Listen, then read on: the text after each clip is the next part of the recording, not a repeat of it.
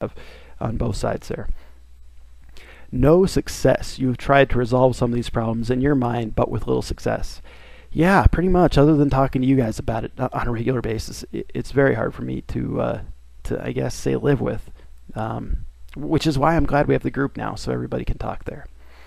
No recall. You've experienced many of these things, but you cannot remember anything related to an abduction experience. I've got a few solid memories, but very few compared to how many I should have. All right, and at that point it goes into 14 more. Why they didn't just add that to the list, I don't know, but we'll stop there. But there's some ideas of things that all abductees or all people involved in this in some way happen to go through. And if you are someone who experiences a lot of those things, like I said, please come to the website. The reason why I joined it is because I was told to form a group on the web. Seemed like the only logical way to do it, as none of us like to be really known that well, it seems like. So alienaddictions.com there, the forum is a great place to talk about these things. There's a lot of kind-hearted people there who will listen to you fully and believe you and not question you. So go check out the website if this is something that, if a lot of those things rung true with you and you feel this has happened in your life, that would be the thing to do. All right, everybody, we'll be right back and we'll talk about this topic in terms of music, and that'll be a lot of fun. We'll also let you know some more details on the guests we're going to have next week. We'll be right back.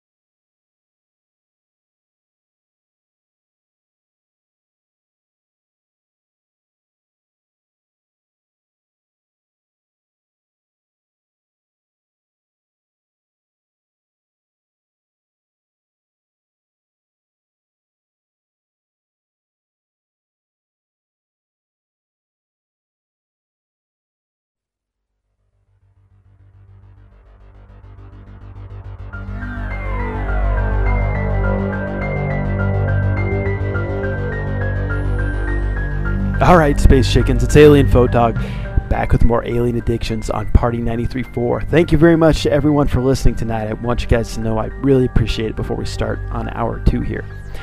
All right, in Hour 2, we're going to talk some about the possible connection with aliens and music. And next week, we've got a great guest coming up who I'm going to go into detail on here in just a few minutes.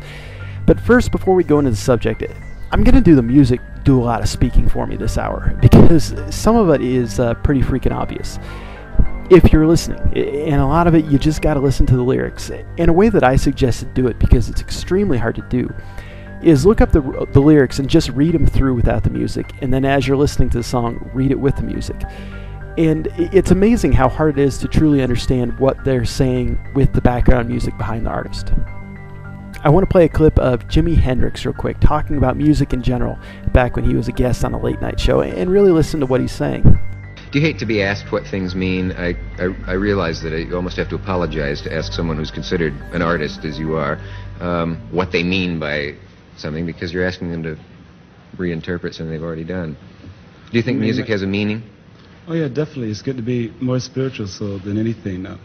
Pretty soon I believe that they're going to have to rely on music to get some kind of peace of mind or satisfaction, direction actually, more so than politics, because politics is really on the ego scene, That's the way I look at it anyway. It's on a big fat ego scene, for instance. Ego scene. Well, yeah, it's the art of words, which means nothing, Mm-hmm. So therefore you have to rely on a more of a earthier substance, like music or the arts, theater, acting, painting, whatever. I want to clear something with you. I heard you use the expression an electric church as an ambition you had. Was this speaking metaphorically or poetically, or do you really want to... Well, let's see, I don't know. It's just a belief that I have, we do use electric guitars, everything, is electrified nowadays, you know. So therefore the belief comes into, you know, through electricity to the people, whatever. That's why we play so loud, because it doesn't actually hit through the eardrums like most groups do nowadays. You know, they say, well, we're going to play loud too because they're playing loud. And they got this real shrill sound, you know, and it's really hard. We're playing for our sound to go inside the soul of the person, actually, you know, and see if they can awaken some kind of thing in their minds, you know, because there's so many sleeping people. You can call it that if you want to. I'd like to hear if somebody comes up after a concert, what kind of compliment do you like? I don't know. I don't really live on compliments. Matter of fact, it has a way of distracting me. And a whole lot of other musicians and artists that are out there today, you know, they hear all these compliments, they say, wow, it must have been really great. So they get fat and satisfied, and they get lost, and they forget about the actual talent that they have, and they start living into another world, you know. That's an interesting problem, isn't it? You, if someone said about Janis Joplin, who's a superstar now. You know Janis, I expect. Superstar. Oh, yeah. Well, so they did. Yes, she certainly is in my heart. I'm Super Chicken. Don't you forget it. And don't I forget it?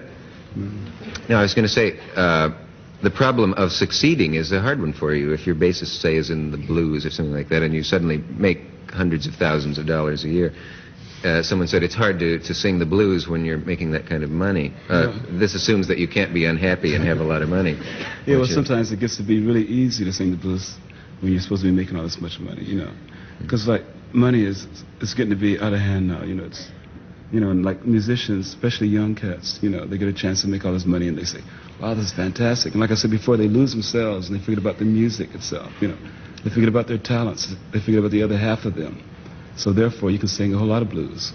The more money you make, the more blues sometimes you can sing. But the idea is like to, you know, use all these hang-ups and all these different things, you know, as steps in life, you know. Just like drinking coffee. Well, you don't drink it every day or else you go into another scene with it, you know. Like it escapes and all this. I don't know, but it sounds good. Yeah. So some thought-provoking stuff from Jimi Hendrix. And yeah, a lot of Jimi Hendrix's music is fascinating on this level as well. Yeah, we'll go into some more detail on that. But first, let me play a few of the more obvious songs that I've found that deal with the subject directly. We'll be right back with more Alien Addictions on Party 93.4.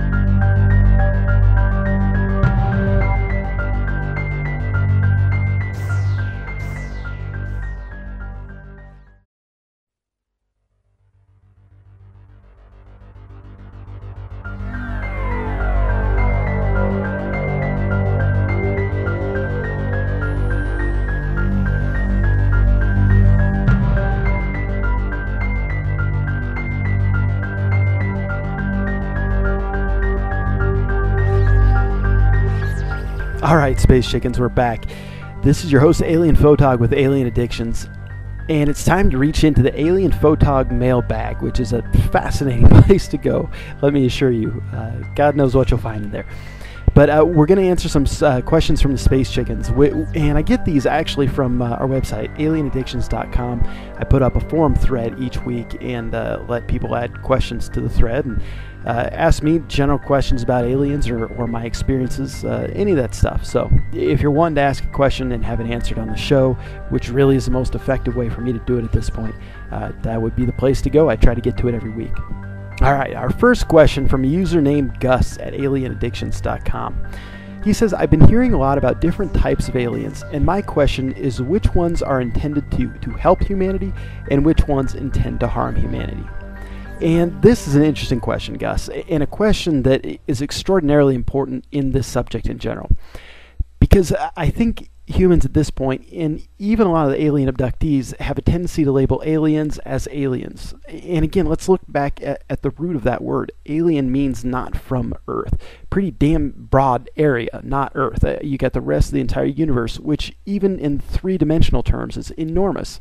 And then we do go into fourth and fifth and more dimensions past that. I don't know how many there are total personally. I know some about the fourth and fifth. But it's an enormous amount of area that is filled with life, absolutely filled with intelligent life.